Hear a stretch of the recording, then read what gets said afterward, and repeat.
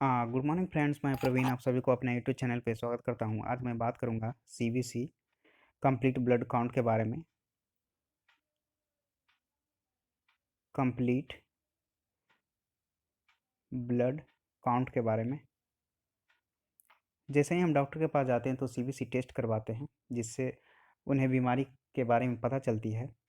चूँकि सीबीसी जो टेस्ट होती है, इसके अंदर बहुत सारे फ्लक्चुएशन हो जाते हैं जब आप किसी बीमारी से पीड़ित रहेंगे तो। जैसे एनीमिया वगैरह में क्या होता है कि जो आपका ब्लड की जो मात्रा है वो कम जाती है। खैर, आगे मैं इसके बारे में चर्चा करूँगा। आप आइए यहाँ पे टॉपिक पे। रक्त हिंदी में, इंग्लिश में ब्लड कहा जाता है, और ब्लड के अध्ययन को सेरोलॉजी या हेमेटोलॉजी कहा जाता है। अब यहाँ पे देखिए, पॉइंट बाय पॉइंट मैं आपको समझाने की कोशिश करूँगा इस चार्ट के माध्यम से। आप यहाँ पे देखिए, प्राकृतिक कोलाइड। प्राकृतिक कोलाइड उसे कहते हैं जो ब्लड में मौजूद एक हिस्सा है। ब्लड में मौजूद उस पार्ट को कहेंगे प्राकृतिक कोलाइड, जिसे छानने के बाद अलग किया जा सकता है। जैसे किसी चीज़ से अगर आप ब्लड को छानिएगा तब ब्लड का जो लिक्विड पार्ट है वो नीचे चला जाएगा और अलग हो जाएगा, और जो उसमें मौजूद जो प्राकृतिक कोलाइड के लिए नाम पड़ा उस चीज़ को, वो अलग हो जाते हैं। जैसे आप मान लीजिए चाय। चाय बनाने के बाद क्या करते हैं, हम लोग चाय को छानते हैं। छानने के बाद चाय पत्ती जो होती है वो अलग हो जाती है और लिक्विड पार्ट अलग हो जाती है। या मिल्क को आप छानिएगा तो उसमें से मलाई अलग हो जाएगी, दूध मिल्क जो है दूध लिक्विड पार्ट वो अलग हो जाती है। उसी प्रकार से अगर आप ब्लड को छानिएगा तो ब्लड का कुछ पार्ट जो है आप जिस चीज़ से छानिएगा उसमें अलग, उसके माध्यम से अलग हो जाएगी, और लिक्विड वाली पार्ट जो है वो अलग हो जाएगी। इसीलिए प्राकृतिक कोलाइड नाम पड़ा।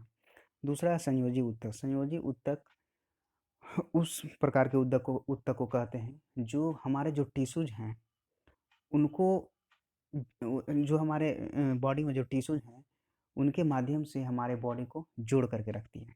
सिंपल यही समझिए। तीसरा आपके बारे में ब्लड के बारे में है पीएच मान। जो ब्लड का पीएच वैल्यू होती है, पीएच मान होती है, वो 7.4 होती है दोस्तों, और वो भी क्या, क्षारीय। अब चलिए समझ जाइए कि 7.4 है तो क्षारीय क्यों है। इसके बारे में थोड़ा सा जानकारी ले लेते हैं, बेसिक है ये। 7 पे अगर रहती है तो वो न्यूट्रल है। न्यूट्रल है। अगर ऊपर जाइएगा तो बेस कहलाएगा। बेस जो क्षार है। और नीचे की ओर आइएगा, बाएं की ओर आइएगा तो एसिड होती है। एसिड अम्ल। तो ब्लड का 7.4 है, यानी कि इस साइड, इस डायरेक्शन में बढ़ेगी।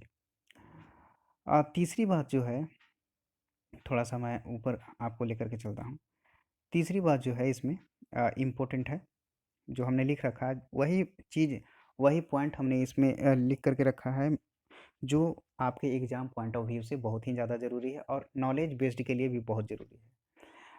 मेल में जो ब्लड होती है, खून होती है, उसकी मात्रा होती है 5.5 लीटर। 5.5 लीटर होती है मेल में, और फीमेल में 5 लीटर होती है। 5 लीटर होती है फीमेल में, 5 लीटर्स।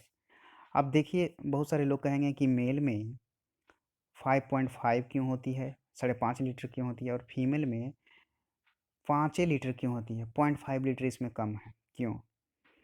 तो चलिए इसके बारे में मैं आपको बताता हूँ थोड़ा सा डिटेल में। यहाँ पे देखिए, यहाँ पे यहाँ पे देखिए, फीमेल में क्या होती है कि आरबीसी जो ब्लड, देखिए आरबीसी ब्लड का एक बहुत बड़ा पार्ट है, बहुत बड़ा हिस्सा होता है। 95% जो है पूरे ब्लड का वो आरबीसी होती है। 95% जो होती है, रुधिराणु का 95%, 95% होती है जो आरबीसी होती है। अब आरबीसी, अब आरबीसी जो है वो हेमोग्लोबिन से ही बनती है। यहाँ पे देखिए हमने लिख रखा है, हेमोग्लोबिन भी आरबीसी का निर्माण करती है।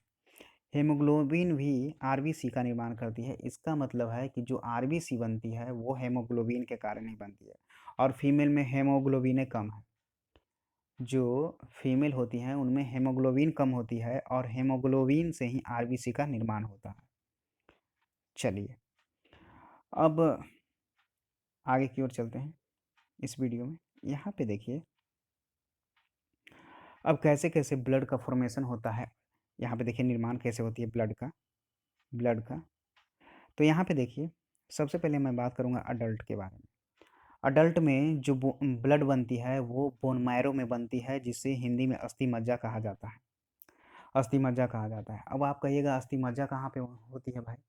तो अस्थि मज्जा आप जब भी नॉनवेज खाए होंगे चिकन या मटन, तो वो उनके जो चिकन या मटन का जो बोन होता है, जो हड्डी होती है, उस हड्डी में आप जब उसके तोड़ करके उसको देखिएगा, तो उसमें ब्लड क्लॉटिंग जैसा रहता है। ब्लड जो है उसमें जमा हुआ रहता है, और वो देखिएगा जाली-जाली जैसा रहता है, आपको लगेगा वैसा, तो वो ब्लड ही रहता है जो पकने के बाद उस तरीके से हो जाता है, ठीक है? और जो अडल्ट होते हैं उनको बोन मैरो में सबसे ज़्यादा ब्लड बनती है, ये आपको पता ही है। बहुत सारे लोगों को पता होगा कि बोन मैरो में बनती है, अस्थि मज्जा में बनती है।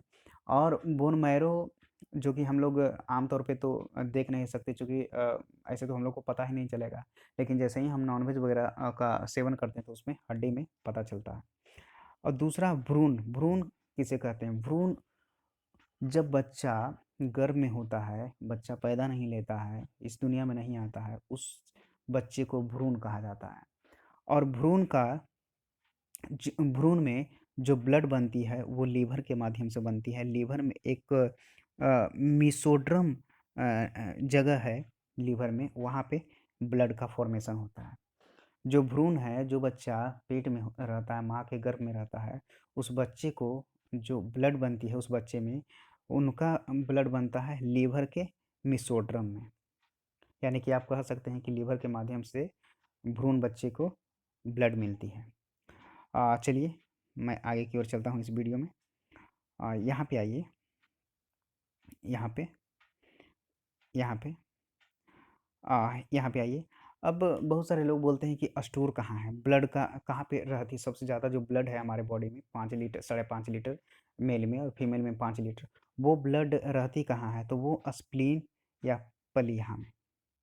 अब कहिएगा कि स्प्लीन या प्लीहा में, यहाँ पे देखिए हमने लिख रखा है ब्लड बैंक के नाम से जाना जाता है। जो हमारे बॉडी का जो पेट है, वहाँ पे स्प्लीन रहती है, जिसे हिंदी में प्लीहा बोला जाता है, स्प्लीन या प्लीहा।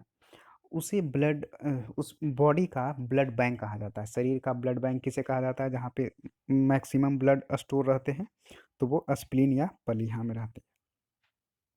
चलिए आगे की ओर चलते हैं। दूसरी जो पॉइंट है इसमें, यह है कब्र। अब ब्लड जब खत्म होती है, आपको तो पता ही है आरबीसी ज़्यादा से ज़्यादा 120 डेज में मर जाती है। अब 120 दिन में जब ब्लड मर जाएगी, तो वो उसे, जैसे देखिए अब 120 दिन में ब्लड मर गई, खत्म हो गई, तो ब्लड जो खत्म हुई, वो जो जिंदा ब्लड है, जो ओरिजिनल ब्लड है, उसी में मिक्स रहती है। अब डेड बॉडी तो उसी में रहेगा, जो ब्लड मरा वो उसका डेड बॉडी तो ब्लड में ही रहेगा। तो ब्लड को गंदा ना कर दे, इसीलिए क्या किया जाता है, जो स्प्लीन, अब देखिए स्प्लीन को दो चीज़ कहा जाता है। एक ब्लड बैंक कहा जाता है। वो ब्लड बैंक किस लिए कहा जाता है? क्योंकि स्प्लीन में ही बॉडी का, शरीर का मैक्सिमम ब्लड का मैक्सिमम ब्लड संचित रहती है, इसलिए ब्लड बैंक कहा गया। अब कब्रिस्तान इसलिए कहा जाता है चूँकि जो ब्लड खत्म होती है, मरती है, उस ब्लड का जो मरा हुआ पार्ट होता है उसको स्प्लीन खा जाती है, खा जाएगी, हाँ, उसे स्प्लीन क्या करेगी, उसको खा जाएगी, इसीलिए उसे कब्रिस्तान भी कहा जाता है, ब्लड का कब्रिस्तान भी कहा जाता है, और ब्लड बैंक सबसे ज़्यादा उसी में रहता है, इसीलिए ब्लड बैंक भी कहा जाता है। आप ये नहीं कह सकते हैं कि जो नया ब्लड है उसको खा जाएगी, नहीं, जो मरा हुआ ब्लड है उसको स्प्लीन खा जाती है। अब यहाँ पे आइए, तीसरी जो पॉइंट है हमने लिख रखा है, ये बहुत इंपॉर्टेंट पॉइंट है आज के डेट में। मैक्सिमम लोगों को ये परेशानी हो रही है और इस परेशानी से जूझ रहे हैं। हर एक परिवार में एक ना एक लोग इस बीमारी से पीड़ित हैं। कोलेस्ट्रॉल, मेन इम्पॉर्टेंट पॉइंट है कोलेस्ट्रॉल। अब कोलेस्ट्रॉल होता क्या है? तो कोलेस्ट्रॉल हमारे बॉडी का जो ब्लड है उसमें चिपचिपा पदार्थ होता है, उसी को कोलेस्ट्रॉल बोलते हैं। अब कोलेस्ट्रॉल में क्या होता है कि आपका जो बॉडी का जो ब्लड है, आपके जो बॉडी में जो ब्लड है वो क्या होती है कि मोटा हो जाती है, चिपचिपा हो जाती है। और धीरे-धीरे ये जैसे ही कोलेस्ट्रॉल बढ़ते जाएगी तो आपके बॉडी का जो ब्लड है वो पूर्ण रूप से जमने लगेगा। पूरा गाढ़ा हो जाएगा। यहाँ पे हमने लिख रखा है देखिए, चिपचिपा पदार्थ पूरा गाढ़ा हो जाती है। और गाढ़ा होने के बाद क्या होती है कि जो जो हमारे जो नस हैं, उनमें क्लॉट होने लगता है। और क्लॉट होने लगेगा तो ज़ाहिर-सी बात है कि आपको कभी झुनझुनी हो जाएगी, कभी आपके बॉडी में ऑक्सीजन नहीं जा पाएगी तो ज़ाहिर-सी बात है झुनझुनी टाइप का आप एहसास कर पाएँगे। या फिर वो पार्ट काम ही ना करे जहाँ पे ब्लड जो है क्लॉट हो जाएगी। आपका जो हार्ट है वो ठीक तरीके से काम नहीं करेगी कोलेस्ट्रॉल बढ़ने के कारण, चूँकि ब्लड में क्लॉटिंग जब होती है तो ठीक तरीके से आपका जो हार्ट है वो ठीक तरीके से वर्क नहीं कर पाती है। और उसका देखिए एक और इम्पोर्टेंट पॉइंट है कि कोलेस्ट्रॉल बढ़ने का कारण क्या है? तो ऑयल है, घी है, रिफाइंड ऑयल है, काजू, किशमिश, पिस्ता, बादाम, ये सब सारे के सारे क्या हैं? ये कोलेस्ट्रॉल को बढ़ाते हैं। आप आप गर्म चीज़ पूरा खाइए, कोलेस्ट्रॉल बढ़ेगा। ऑयली चीज़ पूरा खाइए, कोलेस्ट्रॉल बढ़ेगा। तो इसीलिए कहा जाता है कि कोलेस्ट्रॉल एक ऐसी बीमारी है जिसको ठीक नहीं किया जा सकता, केवल कंट्रोल कर सकते हैं। शुगर एक ऐसी बीमारी है जिसको आप कंट्रोल कर सकते हैं, उसे ख़त्म नहीं किया जा सकता है। तो इसी प्रकार से कोलेस्ट्रॉल भी आप इसे ख़त्म नहीं कर सकते हैं, कंट्रोल कर सकते हैं आप अपने खान-पान, डेली लाइफ़ का जो दिनचर्या है उसको बदल करके। चलिए, इसमें 2 पॉइंट और है जिसके बारे में मैं डिस्कस करूँगा। यहाँ पे देखिए, कोलेस्ट्रॉल तरल बसा होता है। कोलेस्ट्रॉल एक तरल बसा है और आपको तो पता ही है कि जब बसा हमारे बॉडी हमारे ब्लड में आ जाएगी तो वो किस तरीके से क्लॉटिंग कर सकता है। अब कोलेस्ट्रॉल की जो मात्रा है वो होनी कितनी चाहिए, तो 200 ग्राम पर डीएल, ठीक है।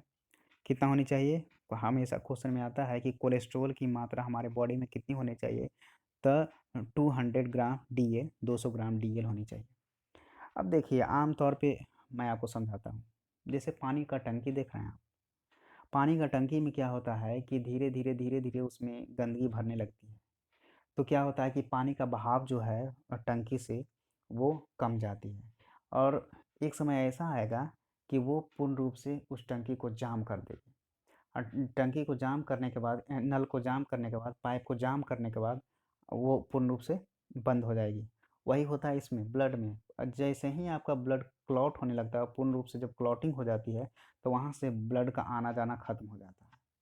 वही चीज़ यहाँ पे हम मैंने पानी की टंकी का एग्जांपल दिया और पाइप का, नल का, कि जैसे ही उसमें गंदगी बैठती है तो वहाँ पे पानी धीरे-धीरे कम होते-होते एकदम ख़त्म हो जाती है, पानी आना बंद हो जाती है।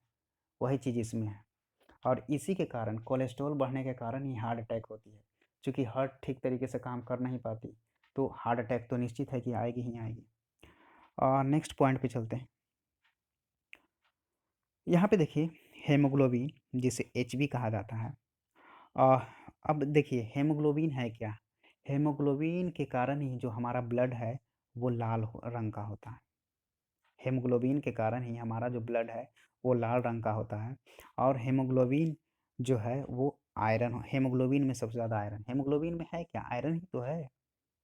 तभी तो आप देखिए, मेल में 14 ग्राम पर डीएल होता है और फीमेल में 13 ग्राम पर डीएल, सॉरी 13 ग्राम पर डीएल, वहाँ हमने 12 ग्राम कह दिया था। वो इसलिए कहा था क्योंकि कहीं-कहीं पे जब आप टेस्ट करवाइएगा ना तो उनका जो लैबोरेट्रियल जो कैलकुलेशन होती है वहाँ पे 12 से 14 कर देंगे, 10 से 12 कर देंगे, 10 से 13 कर देंगे, 14 से 17 कहीं-कहीं देखिएगा, कहीं-कहीं 14 से 16 देखिएगा मेल में। तो इस तरीके से हमने कहा था। लेकिन यहाँ पे जो हमने लिख रखा है वो मेल का 14 ग्राम पर डीएल और यहाँ पे फीमेल में 13 ग्राम पर डीएल होती है। और हेमोग्लोबिन के कारण ब्लड का रंग लाल होता है और उसमें सबसे ज़्यादा जो मात्रा होती है वो आयरन की होती है। अब देखिए, अगर बहुत सारे लोग ऐसे होते हैं जिनको एनीमिया की बीमारी हो जाती है या बहुत सारे बोलते हैं निमोनिया हो गया, तो वो आम तौर पे निमोनिया हो गया, तो वो होने के कारण बहुत ज़्यादा कमज़ोरी हो जाती है, वीकनेस हो जाती है और आपका जो बॉडी है उसमें कमज़ोरी आ जाएगी। तो वो इसलिए होता है क्योंकि जो एनीमिया जो बीमारी है, उस बीमारी में क्या होता है कि ब्लड चूँकि स्प्लीन देखिए, स्प्लीन में ब्लड का फॉर्मेशन सॉरी, स्प्लीन में सबसे ज़्यादा ब्लड बैंक है हमारे बॉडी का स्प्लीन क्या है? ब्लड बैंक है।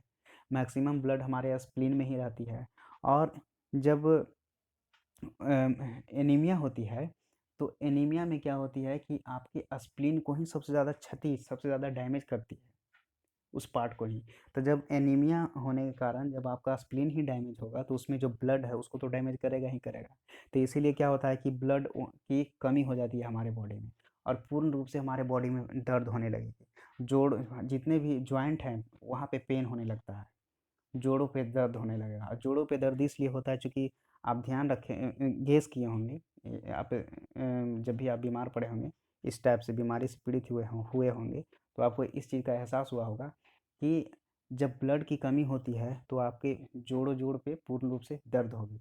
ऐसे बुजुर्ग लोग होते हैं जिनको कि अर्थराइटिस, गठिया का जो प्रॉब्लम होता है, तो उनको एक आम चीज़ है दर्द होना। वो डेली लाइफ में उनका दर्द होता है, तो वो इसलिए होता है चूँकि उनका जो कार्टिलेज है वो सूख जाती है। अब चलिए कार्टिलेज के बारे में मैं दूसरी वीडियो में बात करूँगा। मैं बात कर रहा हूँ ब्लड के बारे में। तो ब्लड की कमी के कारण क्या होता है कि आपके जो बोन हैं और जहाँ पे जॉइंट हैं, वो जॉइंट पेन भी आपको होंगे। चलिए आगे की ओर चलते हैं। अब देखिए ब्लड का काम क्या-क्या है। यहाँ पे आइए देखिए। यहाँ पे देखिए ब्लड जो है तापमान नियंत्रित करता है। अब कहिएगा कि तापमान नियंत्रित कैसे करता है? ब्लड की अगर कमी हो जाएगी तो आपका बॉडी ठंडा होने लगेगा। और देखिए जितना वर्क होगा, चूँकि ब्लड रुकती नहीं है, ब्लड हार्ट के द्वारा हमेशा पंप होती रहती है, तो वो वर्क में रहती है। और जैसे ही कोई भी चीज़ का अगर आप मूवमेंट होते रहेगा किसी चीज़ का, तो वो गर्म रहेगा ही रहेगा। इसीलिए क्या होता है कि बॉडी जो है वो ब्लड जो है वो बॉडी का तापमान को नियंत्रित करके रखता है। आप देखिएगा, जैसे ही आप चूँकि ब्लड देखिए, ब्लड जाती है 120 के स्पीड से और आती है उधर से 80 के स्पीड से। इसीलिए जो बीपी है हमारे बॉडी का, ब्लड प्रेशर नॉर्मल, वो 120/80 होती है। आप ध्यान रखेंगे। अ, चलिए आगे की ओर चलते हैं। पोषक तत्व का परिवहन। अब देखिए जो भी हमने खाया पिया है, उसे पूर्ण रूप से तोड़ करके, निचोड़ करके निकालने के बाद हमारे ब्लड में वो मिक्स हो जाती है। जो हम लोग खाना खाते हैं और उससे जो पोषक तत्व निकलते हैं, वो हमारे बॉडी में मिक्स होती है, वो पोषक तत्व, और मिक्स होने हमारे ब्लड में मिक्स होती है, और हमारे ब्लड में मिक्स होने के कारण जो पोषक तत्व हैं, वो ब्लड के माध्यम से पूरे बॉडी में सर्कुलेट करती है।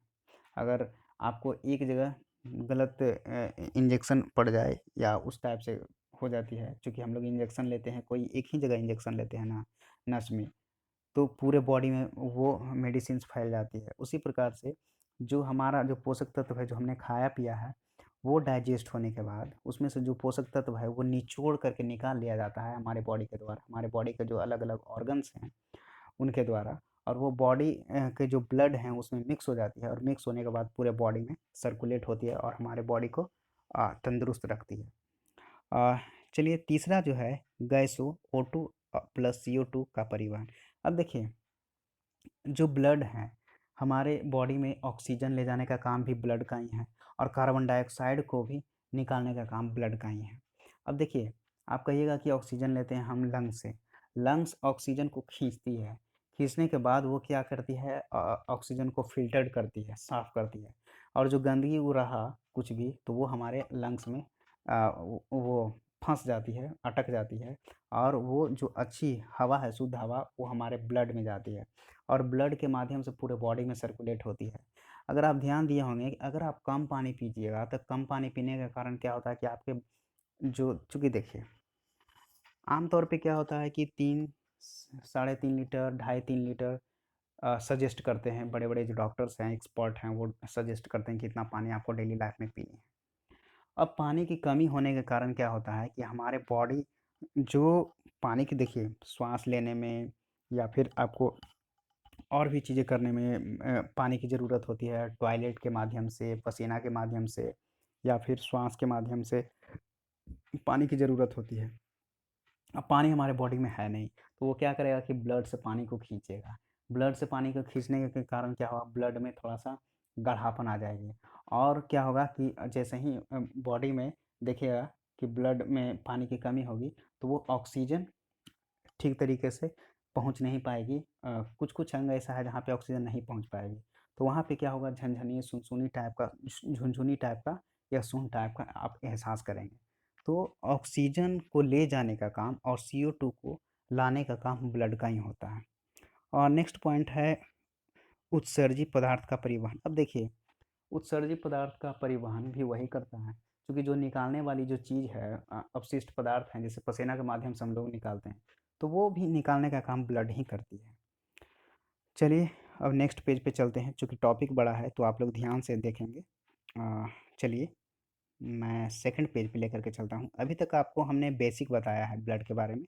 अब थोड़ा-सा आ जाइए इसके कंपोज़िशन के बारे में, ब्लड की कंपोज़िशन। यहाँ पे देखिए ब्लड कंपोज़िशन, ब्लड में कौन-कौन सी किस कंपोज़िशन के माध्यम से क्या चीज़ मिला हुआ है और कितनी मात्रा में है, वो चीज़ मैं आपको बताता हूँ। देखिए ब्लड 2 टाइप की होती है, एक लिक्विड पार्ट होती है और दूसरी होती है हार्ड पार्ट। लिक्विड पार्ट में प्लाज़्मा होती है, जो पूरे ब्लड का 60% होता है, टोटल ब्लड का। टोटल ब्लड का 60% होती है प्लाज़्मा। और प्लाज़्मा जो है वो ब्लड को लिक्विड बना कर के रखती है। देखिए, ध्यान से देखेंगे, ब्लड जो है उसमें उसके जो कंपोज़िशन में जो 2 चीज़ मिली हुई है, वो एक लिक्विड पार्ट में है, दूसरा सॉलिड पार्ट हार्ड पार्ट में है। पहला लिक्विड पार्ट में है, दूसरा हार्ड पार्ट में। लिक्विड पार्ट के बारे में बात करते हैं। लिक्विड पार्ट में प्लाज़्मा है, जो पूरे ब्लड का, टोटल ब्लड का 60% है। अब यहाँ पे देखिए, टोटल ब्लड का 60% प्लाज़्मा है हमारे बॉडी में। ब्लड को लिक्विड बनाने का काम कौन करती है? तो प्लाज़्मा ही करती है। ब्लड को लिक्विड बनाने का काम, पानी जैसा बनाने का काम प्लाज़्मा का ही है। अब देखिए, अभी जैसे कोरोना का काल चल रहा है, तो बहुत सारे जो पेशेंट हैं उनको प्लाज़्मा की आवश्यकता होती है। बहुत सारे लोग जो हैं वो डोनेट भी करते हैं और डोनेट करना भी चाहिए, क्योंकि एक लोगों से बहुत सारे लोगों का जान बचाया जा सकता है इस कोरोना पैंडेमिक में, महामारी में। तो प्लाज़्मा जो हमारे टोटल ब्लड का 60% प्लाज़्मा रहती है और ब्लड को लिक्विड बनाने का काम प्लाज़्मा का ही काम है। और देखिए यहाँ पे 2 तरह का प्रोटीन, 2 टाइप का प्रोटीन का निर्माण करती है, प्लाज़्मा में होती है। पहला फाइब्रिनोजेन है और दूसरा प्रोथ्रोम्बिन है। पहला फाइब्रिनोजेन और दूसरा प्रोथ्रोम्बिन है। अब देखिए यहाँ पे थोड़ा-सा स्क्रॉल करके और मैं आपको ऊपर की ओर लेकर के चलता हूँ। यहाँ पे देखिए, जो अगर आप फाइब्रिनोजेन को अगर आप एब्सेंट कर दीजिएगा, हटा दीजिएगा, तो उससे देखिए क्या-क्या नुकसान हो सकता है। ब्लड हल्का पीला हो जाएगा। यहाँ पे देखिए हमने लिख रखा है ब्लड हल्का पीला हो जाएगा। दूसरी जो पॉइंट हमने लिख रखी है, जो कि फाइब्रिनोजेन को अब्सेंट होने के कारण, हटने के कारण ये सब चीज़ें आपके ब्लड में दिखने लगेगा। ब्लड हल्का पीला हो जाएगा, दूसरी ब्लड हल्का पतला हो जाएगी, पानी जैसा, और तीसरी जो है पीला जैसा भाग को क्या सेरम कहा जाता है। देखिए, जो अगर फाइब्रिनोजेन है, समझिए लिक्विड पार्ट जो है, फर्स्ट पार्ट, ब्लड को 2 पार्ट में डिवाइड किया गया है, लिक्विड पार्ट और हार्ड पार्ट। लिक्विड पार्ट में प्लाज़्मा होती है, जो टोटल ब्लड का, टोटल रक्त का 60% होती है, 60%। जो प्लाज़्मा होती है हमारे बॉडी में, वो ब्लड को लिक्विड बनाने का काम करती है। वही लिक्विड बना कर के रखती है हमारे बॉडी को, ब्लड को। हमारे बॉडी में जो ब्लड है, उसको लिक्विड बनाने का काम प्लाज़्मा का ही है और उसकी मात्रा 60% है हमारे पूरे टोटल ब्लड की। अब देखिए, जो प्लाज़्मा में जो प्रोटीन है, वो 2 प्रकार की प्रोटीन पाई जाती है। पहला फाइब्रिनोजेन और दूसरा प्रोथ्रोम्बिन है। अगर फाइब्रिनोजेन को अगर एब्सेंट कर दिया जाए, हटा दिया जाए, तो वहाँ पे ब्लड जो है हल्का पीला पड़ जाएगी और ब्लड पतला हो जाएगी, पानी जैसा। और यहाँ पे देखिए, जो हम लोगों ने जब हम लोग डॉक्टर के यहाँ जाते हैं, किसी बीमारी से पीड़ित होते हैं, तो वहाँ पे हम लोगों का सेरम का जाँच होता है। जो सेरम होता है ना, उसका जाँच, उसको लेकर के जाँच किया जाता है। लैबोरेटरी वाले सेरम लेकर के जाँच करते हैं, हैं? Blood serum. तो वो सेरम जो सेरम होती है वो कैसी होती है, तो वो पीला जैसा जो भाग होता है, यहाँ पे देखिए हमने लिख रखा है, जो पीली जैसी जो भाग होती है पीला जैसा, वही सेरम होता है। और उसी पीला जैसा भाग जो सेरम है उसको ब्लड टेस्ट करने के लिए लेबोरेटरी में हमारे बॉडी से स्क्रीन के माध्यम सिरिंज के माध्यम से खींच करके निकाला जाता है। चलिए दूसरी पार्ट में हम चलते हैं। यहाँ पे आइए, यहाँ पे दूसरी जो पार्ट है वो है हार्ड पार्ट। हार्ड पार्ट में कार्पसल क्या है, कार्पसल है, जिसको इंग्लिश में रुधिराणु कहा जाता है, जो पूरे टोटल ब्लड का 60% प्लाज्मा और टोटल ब्लड का 40% रुधिराणु है, जिसको हिंदी में रुधिराणु कहा जाता है, वो 40% है। अब देखिए इसका कमाल क्या है, 40% जो रुधिराणु है उसमें आरबीसी आती है, जो जिसको लाल ब्लड सेल कहा जाता है, और दूसरा डब्ल्यूबीसी है जो सफ़ेद कलर की होती है। अब प्लेटलेट जो है उनका कलर कुछ इसमें मेंशन नहीं किया, चूँकि हम डाटा तैयार कर रहे थे तो हमको नहीं मिला। लेकिन आप यहाँ पे समझिए, जो आरबीसी है वो लाल रंग की होती है, डब्ल्यूबीसी सफ़ेद रंग की होती है, और एक प्लेटलेट होती है। 3 पार्ट होती है रुधिराणु की, जो टोटल ब्लड का 40% होती है। अब आरबीसी का जो टेक्निकल नाम है वो क्या है, एरिथ्रोसाइट कहा जाता है, और डब्ल्यूबीसी का ल्यूकोसाइट कहा जाता है। अब प्लेटलेट्स का थ्रोम्बोसाइट कहा जाता है। अब देखिए डब्ल्यूबीसी में ल्यूकोसाइट कहा जाता है। इसी को जब डब्ल्यूबीसी की मात्रा अगर आपके बॉडी में बढ़ जाएगी तो क्या होगा कि कैंसर होती है। कैंसर जब होती है किसी भी व्यक्ति को, तो उनको क्या होता है कि डब्ल्यूबीसी की जो मात्रा है ये वाली, वो बहुत ज़्यादा इंक्रीज कर जाती है। ल्यूकेमिया इसी का ल्यूकोसाइट में ही ल्यूकेमिया आती है, और ल्यूकेमिया कैंसर का ही एक नाम है। और वो डब्ल्यूबीसी को बढ़ने के कारण ही ल्यूकेमिया होता है, यानी कि कैंसर होता है।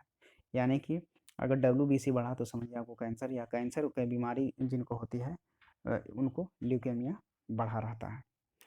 चलिए मैं आगे की और चलता हूँ।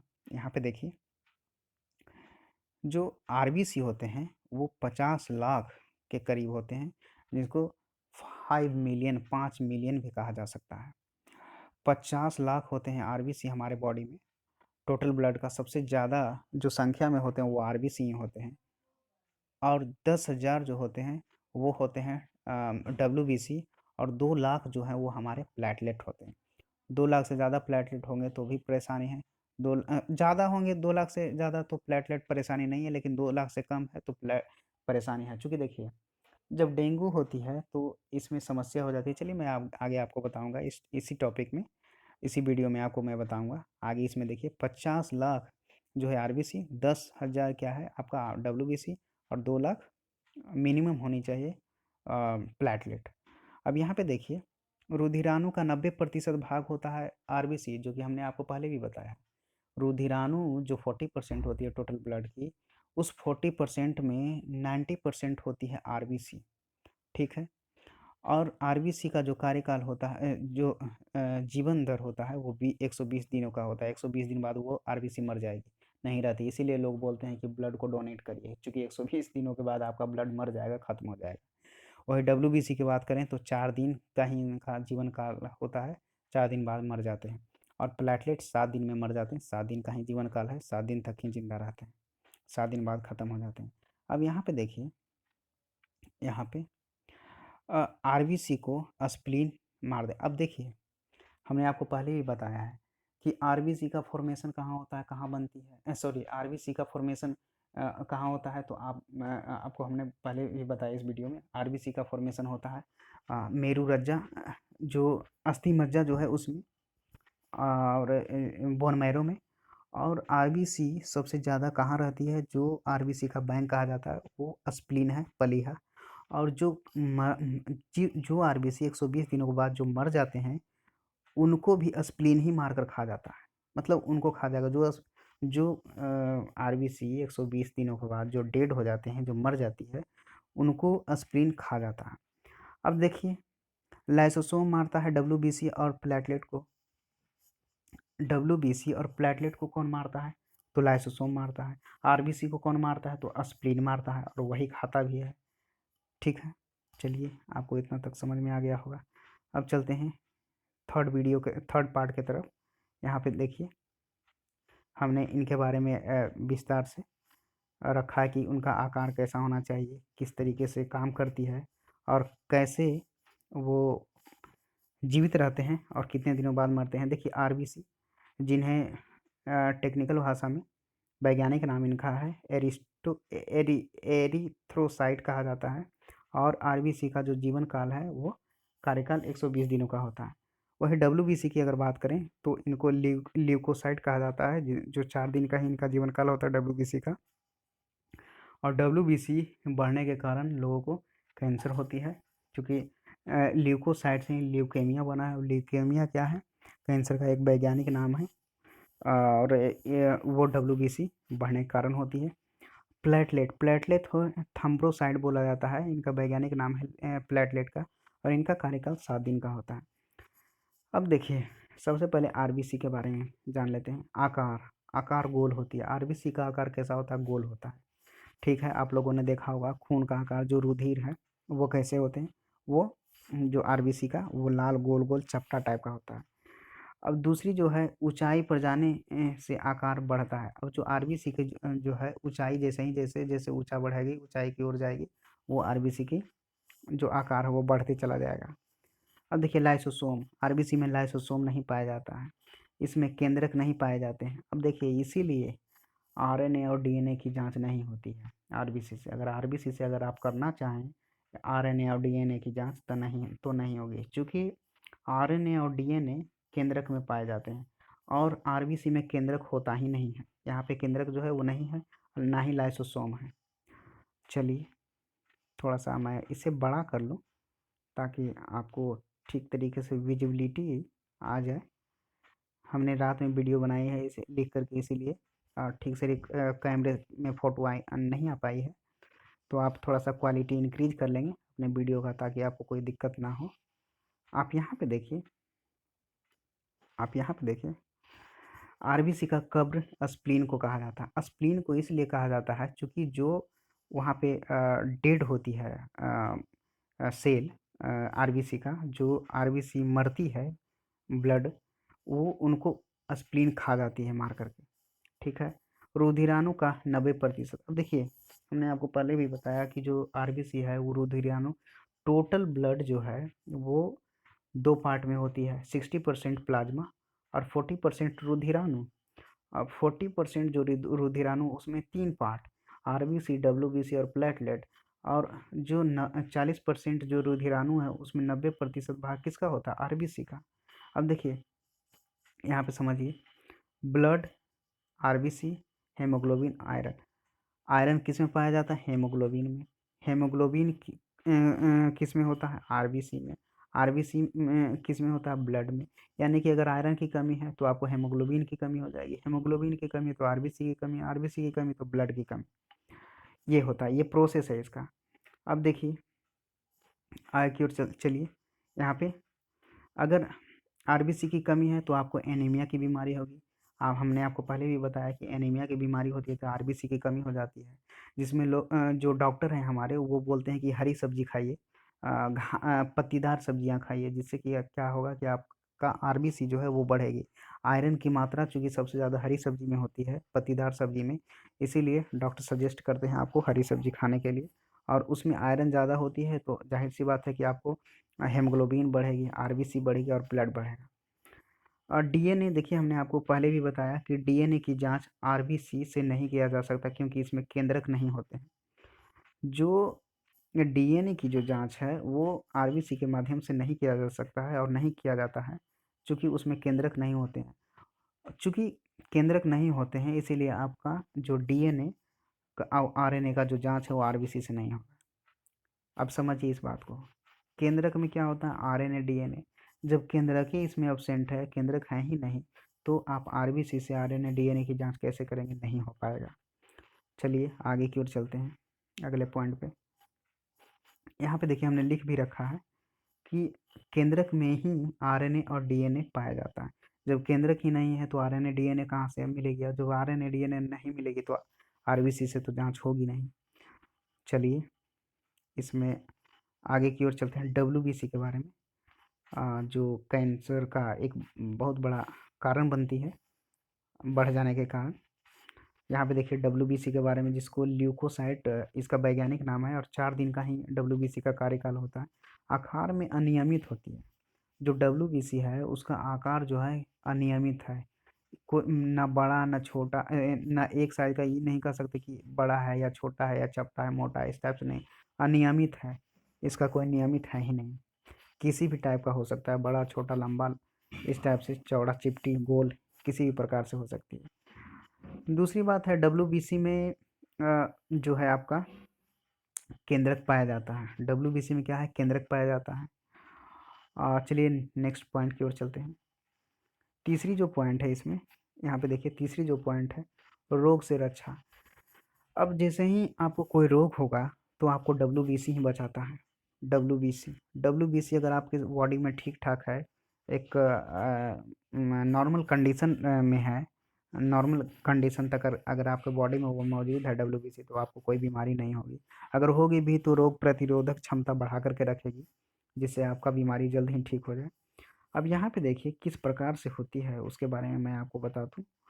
यहाँ पे यहाँ पे देखिए प्रकार है, एंटीबॉडी रक्षा, दूसरा लिम्फोसाइट जिसको टी सेल भी कहा जाता है, और तीसरा है मोनोसाइट जो बड़ा हो जाता है। बड़ा बड़ा होने का क्या कारण है उसके बारे में भी बात करेंगे।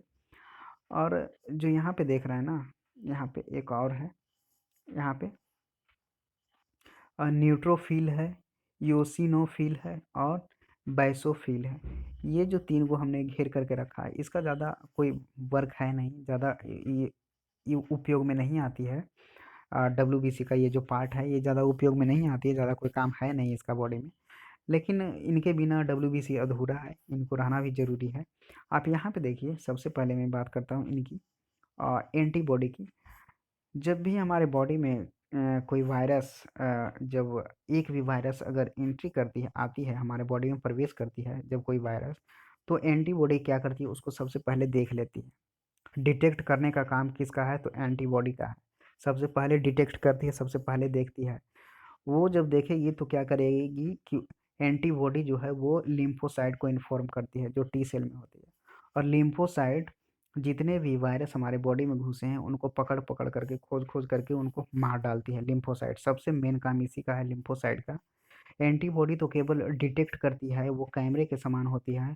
वो उसको डिटेक्ट करती है, पकड़ लेती है, खोज लेती है, और खोजने के बाद जो एंटीबॉडी है वो लिम्फोसाइट को इन्फॉर्म करती है, और लिम्फोसाइट उसे खोज खोज करके मारता है। फिर लिम्फोसाइट मारने के बाद छोड़ देता है, उसका कोई रोल फिर है नहीं।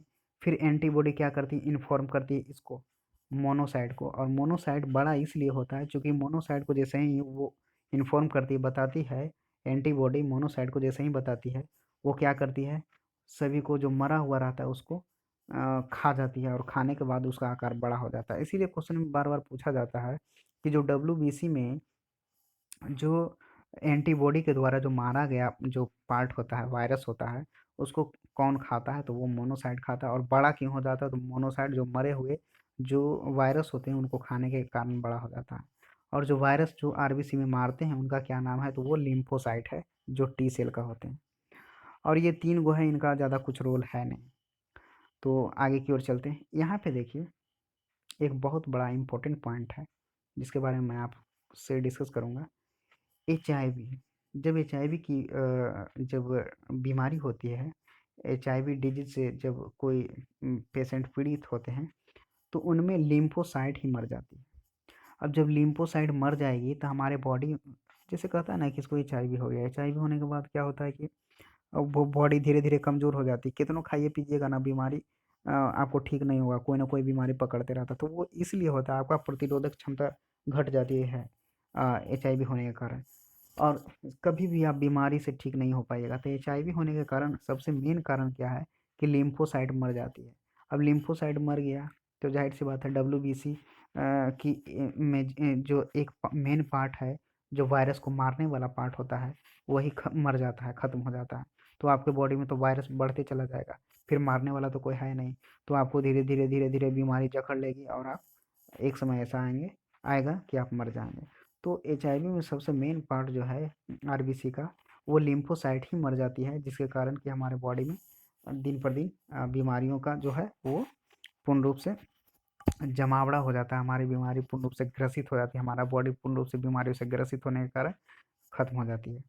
और देखिए बहुत सारे लोग जब एचआईवी होगा तो वो बताएंगे नहीं तो जाहिर सी बात है बहुत सारे लोगों को पता भी नहीं चलता है। अब डॉक्टर जैसे ही इसका इलाज करवाते हैं, चेकअप करवाते हैं, तो उनको पता चल जाता है कि अरे इनमें तो लिम्फोसाइट ही नहीं है, तो इनको तो बचाया नहीं जा सकता। इसीलिए डॉक्टर बोलते हैं कि जितना खाना पीना है खाइए पीजिए और सुरक्षित से रहिए, ताकि बीमार ना होइए। बीमारी हो जाएगा तो आप बच नहीं पाएंगे। अब चलिए तीसरी पॉइंट की ओर चलते हैं, प्लेटलेट के बारे में। अ, यहाँ पे आइए थोड़ा सा। यहाँ पे तीसरी जो पॉइंट है वो है प्लेटलेट, जिनको आप इनका वैज्ञानिक नाम जो है अध्ययन का वो है थ्रम्बोसाइट नाम है। इनका जो प्लेटलेट का जो जीवन काल होता है, कार्यकाल, वो 7 दिन का होता है। इनका आकार उत्तल लेंस के जैसा होता है। उत्तल लेंस देखें ना, दोनों जो ऊपर का पोर्शन उत्तल लेंस का, नीचे का पोर्शन छोटा रहता है, कंजस्टेड रहता है, बीच का मोटा रहता है, मतलब ऊपर नीचे पतला और बीच में मोटा रहता है, उसे उत्तल लेंस कहते हैं। और उत्तल लेंस के आकार का ही प्लेटलेट होता है। दूसरी जो चीज़ है केंद्रक। आपका प्लेटलेट में क्या होता है कि केंद्रक नहीं पाया जाता है। तीसरी जो पॉइंट है, प्लेटलेट वो शक्ति प्रदान करता है। प्लेटलेट है तो आपको शक्ति प्रदान करेगा, शक्ति मिलती है। मात्रा कितनी होनी चाहिए? 2 लाख होनी चाहिए। 2 लाख से कम है तो आपको प्रॉब्लम है होगी, और 2 लाख से ज़्यादा होगा तो ज़्यादा कुछ प्रॉब्लम नहीं हो, बहुत ज़्यादा हो जाएगा तो प्रॉब्लम हो सकती है। अब देखिए यहाँ पे आइए, सबसे मेन टॉपिक जो है आपका प्लेटलेट से रिलेटेड। यहाँ पे देखिए, डेंगू डेंगू की बीमारी जब होती है तो हम लोगों को अ, बुखार लगती है, बहुत ज़्यादा तेज़ बुखार होती है प्लेटलेट में, डेंगू में। और डेंगू में प्लेटलेट की कमी हो जाती है। अब देखिए प्लेटलेट की कमी जब हो जाएगी तो आपको क्या क्या परेशानी होगी। सबसे पहले तो डेंगू होती तो फीवर होती है। उसके बाद उसका दूसरा संकेत है, आपके बॉडी पे छोटा छोटा चकत्ता जैसा हो जाएगा, नोचनी टाइप का हो जाता है, पूरा बॉडी में खुजली होती है पूरी बॉडी में, और छोटा छोटा दाना निकल आता है आपके बॉडी के ऊपर। और तीसरी जो है इसका इंडिकेशन डेंगू का, वो है कि आपके जो क्रिटिकल कंडीशन में होती है, जब पूरा प्लेटलेट आपका गिर जाएगा, तो उस समय जब बॉडी डेड होने के समय में आती है तो क्या होता है कि पूरे पूरे जहाँ नाक कान मुंह से कान से आपका ब्लड निकलना स्टार्ट हो जाता है। वो इसलिए होता है क्योंकि प्लेटलेट का मेन काम है ब्लड को क्लॉट करके रखना, मतलब रोक करके रखना। हम लोगों को चोट लगती है, कट फट जाती है तो ब्लड रुक जाती है, वो किस कारण से? प्लेटलेट के कारण ही होती है। तो मेन रूप से जो कारण है, काम है प्लेटलेट का, वो ब्लड को क्लॉटिंग का काम करती है। और जैसे ही वो प्लेटलेट की मात्रा कमती है तो हमारे बॉडी में क्लॉटिंग की मात्रा खत्म हो जाती है और पूर्ण रूप से पानी बना देती है हमारे ब्लड को। और पानी बनने के कारण हमारे नाक कान मुंह से ब्लड निकलने लगती है, ये होता है। तो अब जैसे डेंगू होती है तो डेंगू में क्या किया जाता है, उसके उपचार के लिए गिलोई खाइए। गिलोई गिलोई आती है, लत्तड़ जैसा रहेगा, और उसको आप देखेंगे कि रोग प्रतिरोधक क्षमता बढ़ाने के लिए भी गिलोई खाया जाता है। और डेंगू में यही तो होता है कि रोग प्रतिरोधक क्षमता बढ़ाइए, तो इसीलिए गिलोई एक अच्छी औषधि है आपके रोग प्रतिरोधक क्षमता बढ़ाने के लिए। दूसरा है एलोवेरा। एलोवेरा के बारे में सभी लोग जानते हैं। तीसरी जो है आपका गोट मिल्क, जो बकरी का जो दूध होता है, उससे प्लेटलेट बहुत तेज़ी से बढ़ती है, इंक्रीज करती है, इसीलिए गोट मिल्क का पीने के लिए डॉक्टर सजेस्ट करते हैं, सजेशन देते हैं। जो चौथी जो चीज़ है वो है आपको पपीता का पत्ता या पपीता आप खाइए। और पांचवी चीज़ है फ्रूट्स। तो ये सारे के सारे चीज़ों का आपको सेवन करना चाहिए अगर आपको प्लेटलेट बढ़ानी है, अगर डेंगू ठीक करनी है तो। यही एक ये जो टॉपिक थी दोस्तों थोड़ी सी लंबी हो गई। So thank you. जय हिंद। मेरा वीडियो देखने के लिए लास्ट तक।